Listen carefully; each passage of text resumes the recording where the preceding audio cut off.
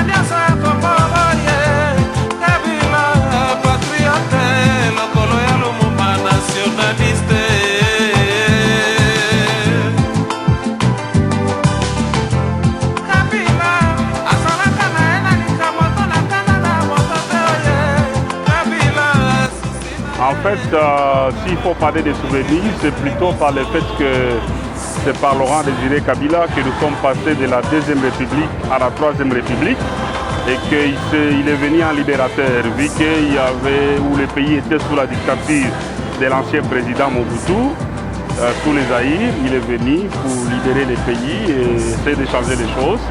Voilà un peu de mots, ce que j'ai comme un petit souvenir par rapport à ça.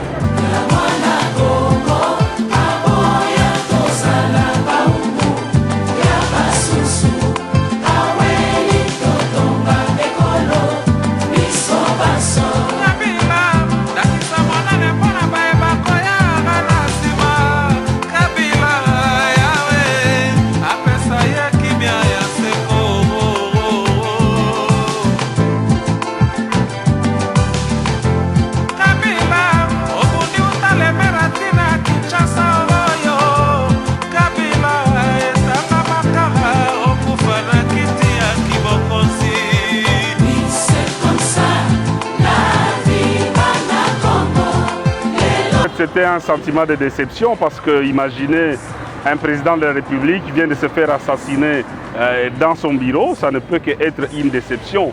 Et d'ailleurs, je dirais merci à Dieu parce qu'il n'y a pas eu la guerre. Sous d'autres cieux, lorsqu'un président est assassiné, du coup c'est la guerre.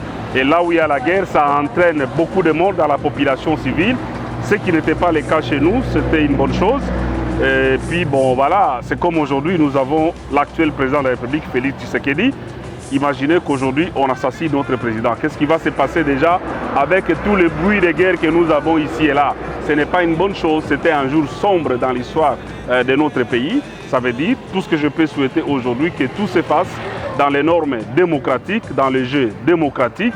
Eh bien, nous avons besoin de la paix, nous avons besoin du développement, nous avons besoin de vivre dans la prospérité comme tous les États. Et déjà, nous sommes en train d'aller petit à petit vers la concrétisation de beaucoup de choses et nous avons le droit de vivre vraiment dans le développement comme le reste des pays du monde.